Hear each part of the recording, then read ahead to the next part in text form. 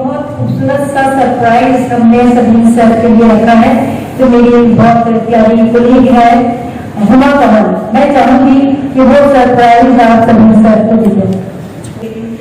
है तो ये मैंने पूरी अभिलाषी में तैयार की है और पूरी अभिलाषी का बताते चले तो ये शाम का राग है और इसका जो समवादी और वादी सुर है, समवादी पंचम है पा और वादी सुर जो है वो रे है और इसका शाम का टाइम है। गाने का संतुलन ठाट का राग है और बिल्कुल सुनाती हूँ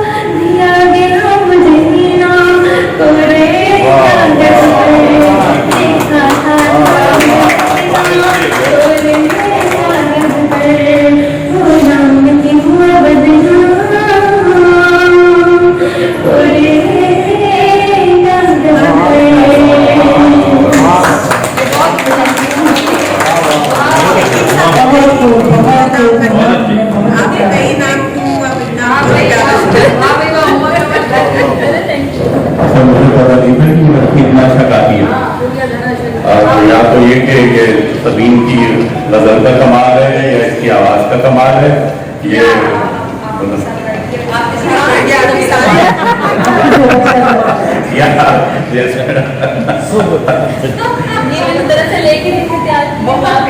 बहुत अच्छी हुई था। अच्छा, मैं तो सरप्राइज में ये समझ रहा था कि तुम हुमा तो दे रही हो सबीन।